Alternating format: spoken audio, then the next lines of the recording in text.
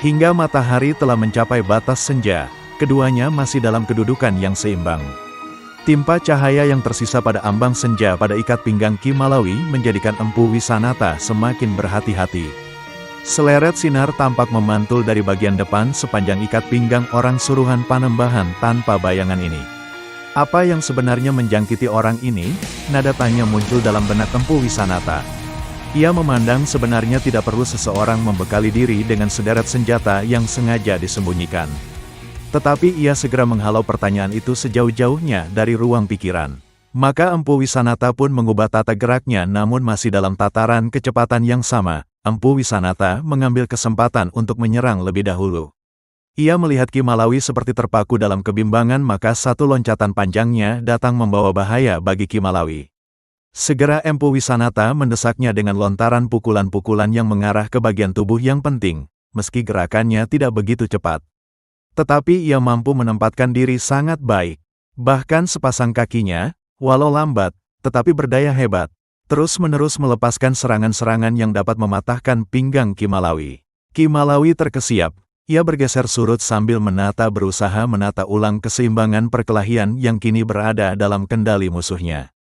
Tanpa berpikir lebih lama, Ki Malawi meraih senjata yang tergantung pada ikat pinggang lalu melontarkannya ke arah Empu Wisanata. Kematangan dan ketepatan membaca gerak lawan dari Empu Wisanata memang patut mendapat pujian. Ia tidak bergerak secepat musuh, namun setiap kali kakinya bergeser, maka itu seolah menjadi tameng bagi upaya Ki Malawi yang tengah berusaha keras membalikkan keadaan. Seluruh senjata yang ia lemparkan hanya mampu mencapai tanah kosong. Bahkan dua kali Empu Wisanata mampu menjepitnya lalu melontar balik ke dada lawannya. Menyadari tidak ada celah untuk mencari tempat sebagai pijakan untuk mengubah keadaan, Ki Malawi meningkatkan tenaga inti yang kemudian memancarkan udara dingin di sekitarnya. Setiap gerakan Ki Malawi mulai meninggalkan desir angin yang cukup dingin. Lambat laun lingkar perkelahian mereka telah berubah menjadi gelanggang yang tepat untuk meremukkan tulang. Para pengawal menoreh yang berada di sekitar lingkar perkelahian Empu Wisanata dan Ki Malawi bergeser menjauh. Udara dingin terasa menyakitkan bagi mereka yang tidak memiliki ilmu tinggi. Kulit mereka begitu perih dan tulang-tulang mereka terjalari rasa linu yang luar biasa. "Kita menjauh," ajak salah seorang pengawal yang dijawab dengan pergeseran tapak kaki teman-temannya. Empu Wisanata tampak begitu tenang. Ia menghentak tenaga inti untuk melapisi daya tahan tubuhnya dari serangan udara dingin yang memancar keluar dari Ki Malawi. Dalam waktu bersamaan, Empu Wisanata pun menambah kecepatan serangannya. Kini ia berusaha mendesak musuhnya lebih dahsyat. Tekanan demi tekanan dilakukan olehnya. Gerakan Empu Wisanata semakin cepat. Tangan dan kedua kakinya masih leluasa bergerak seolah tidak terhalang oleh udara yang semakin dingin. Asap putih kemudian tampak mengikuti aliran tubuh Ki Malawi yang tak kalah dahsyat, bergerak dengan kecepatan yang sulit ditangkap mata biasa. Tanah di bawah kaki mereka berdua pun beralih warna. Butiran debu berwarna putih terlihat saat terbentur sisa cahaya senja. "Sangat hebat," decak gumam Empu Wisanata. Ia mengagumi kemampuan Ki Malawi yang masih terus-menerus bergerak cepat untuk mengimbanginya, namun sama sekali tidak mengurangi tekanan yang ia keluarkan melalui udara dingin. Angin dingin yang tanpa henti melindas Empu Wisanata akhirnya mampu menggapai kulit bekas pengikut Ki Saba Lintang ini. Permukaan kulit Empu Wisanata didera rasa nyeri luar biasa meskipun telah menambah ketahanan dengan penguatan tenaga cadangan. Tekanan ini mulai menyulitkan, pikir Empu Wisanata, tidak mudah menjauh dari kejaran udara dingin yang menyengat dan mampu menyayat selubungku. Tenaga inti cepat menjalar dari balik pusarnya, merambati setiap urat saraf dan ratusan cabang jalan darah. Udara panas segera meronta, berhamburan keluar dari setiap kibas telapak tangan Empu Wisanata.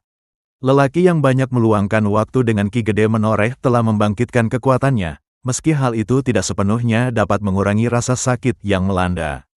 Pertarungan meningkat semakin sengit. Udara sekitar mereka mulai berubah seiring dua kekuatan raksasa itu saling dorong dengan dahsyat. Sesekali angin panas menamparkan wajah-wajah pengawal Menoreh yang berada cukup jauh dari keduanya. Namun mereka bergeming, justru sebaliknya, para pengawal terlihat sungguh-sungguh mengamati perkelahian. Berulang decak kagum keluar dari bibir mereka. Walau perkelahian semakin sulit diikuti pandangan mata, pengawal Menoreh yang kebanyakan berusia muda tetap berusaha mengikuti pergerakan orang-orang berilmu tinggi di hadapan mereka. Sekali-kali mereka berceletuk ringan dengan membuat perbandingan antara kemampuan para pengawal dengan 4 orang yang tengah berkelahi. Tentu saja Kang Marto lebih tinggi dari 4 orang itu, kata seorang anak muda yang memanggul pedang. Ya, benar, mereka mungkin sejajar dengan telinga Kang Marto. Tawa renyah terdengar lirih di antara mereka ketika seorang bertubuh gempal menanggapi celoteh kawannya. Dalam waktu itu, Ki Malawi telah menerima kenyataan bahwa udara dingin yang berasal darinya mulai berbalik arah. Meski belum kerap menghantam balik padanya, tetapi kebuntuan telah berulang terjadi. Suara letusan sesekali terdengar tatkala tenaga dinginnya seolah diremas dalam lilitan udara panas Empu Wisanata. Tenaga yang seolah dapat berpikir dan bergerak tanpa perintah. Ini sangat menakjubkan. Aku menemui lawan tanding yang sebanding. Ki Malawi bergumam mengungkap pengakuan. Meski masih mengeluh tentang kesalahan yang membahayakan hidupnya, namun sebersit kebanggaan membuncah dalam hatinya. Dengan demikian, pertempuran itu telah berubah. Ki Malawi yang menduga telah menguasai keadaan kini beralih pikiran. Ia melihat kenyataan telah bergeser tempat dari hadapannya. Empu Wisanata mulai dapat membendung deras hantaman angin dingin miliknya. Sebangsal ilmu mungkin telah mengendap di dalam dirinya, pikir Empu Wisanata. Kecil kemungkinan jika orang ini hanya mengandalkan udara dingin yang sanggup mematuk tulang terbungkus kulit dan ketebalan daya tahan. Tidak bisa tidak, aku harus bersiap dengan segala kemungkinan. Empu Wisanata mengambil prakarsa terlebih dahulu dengan meningkatkan serangan dan menambah daya gedor udara panas miliknya. Kini suara ledakan kian kerap terdengar setiap kali inti tenaga yang berbeda watak ini saling bertabrakan. Walau mereka tidak saling menyentuh bagian tangan atau tubuh yang lain, namun angin yang muncul akibat kibas gerak mereka sudah menimbulkan keributan. Lingkar perkelahian Empu Wisanata seolah menjadi pergumulan dua pusaran angin topan yang sangat besar. Ranting dan daun kering, yang terdorong naik terbawa angin dahsyat perkelahian, terlihat seperti saling membelit, mendorong bahkan kadang-kadang tampak seperti sabetan pedang. Kedahsyatan ilmu Empu Wisanata benar-benar terwujud pada perkelahiannya menghadapi Ki Malawi. Ketangkasan serta kecepatannya bergerak sama sekali tidak menunjukkan usia Empu Wisanata yang sebenarnya. Ia terlihat jauh lebih muda dan bugar dari yang terlihat oleh pandangan mata. Putar gerak kaki dan tangannya secara hebat berusaha meredam laju pergerakan Ki Malawi. Sedangkan Ki Malawi pun sebenarnya termasuk orang yang telah matang dalam pertaruhan nyawa. Ia telah melalui banyak perang tanding dan pertarungan yang menegangkan. Ketangguhannya benar-benar mendapat ujian berat dari Empu Wisanata. Maka seringkali Ki Malawi dapat keluar dari beban yang dilontarkan oleh musuhnya. Udara dingin masih mampu menggapai kulit orang yang berencana menjadikan Sayoga sebagai murid saat melihat cara bertarung Sayoga.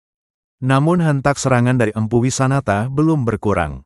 Walau Ki Malawi kerap kali mampu mengangkat beban tekanan, tetapi lawannya selalu dapat mengisi kembali ruang kosong dengan sambaran-sambaran udara panas.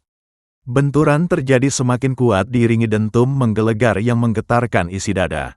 Tidak ada celah yang terlihat di mata Ki Malawi tentang pergerakan Empu Wisanata. Satu jalan keluar baginya adalah meningkatkan kecepatan dengan mengerahkan segenap kemampuannya meringankan tubuh. Ki Malawi membenahi susunan olah geraknya, ia mengepung Empu Wisanata dengan rangkaian pukulan yang begitu rapat. Empu Wisanata mengimbanginya dengan putaran dan kibas kaki tangannya yang cepat menangkis. Bahkan terkadang masih mampu menerobos lingkaran serang musuhnya walaupun masih berjarak dari sasaran. Melalui penglihatan dari kedudukannya, Empu Wisanata dapat memperkirakan keadaan Sayoga. Kecemasan merayap pelan dan memancangkan tiang keraguan dalam hatinya. Meskipun demikian, Empu Wisanata tetap harus menyelesaikan perkelahiannya, tentu saja tidak mudah karena Ki Malawi merupakan lawan yang sangat tangguh. Tetapi Empu Wisanata tidak dapat lagi mengulur waktu. Senja telah berlalu. Dua bintang telah berkedip menyapa penduduk menoreh. Sekuat-kuatnya anak muda itu, ia tidak akan mampu bertahan lebih lama. Perang tanding bukan sekadar beradu ketinggian ilmu, tetapi juga kematangan dan kemampuan membaca keadaan, desis hati Empu Wisanata. Lantas ia mengerek seluruh kekuatan yang tersimpan, udara semakin panas, sekali-kali Empu Wisanata menjentikkan jarinya.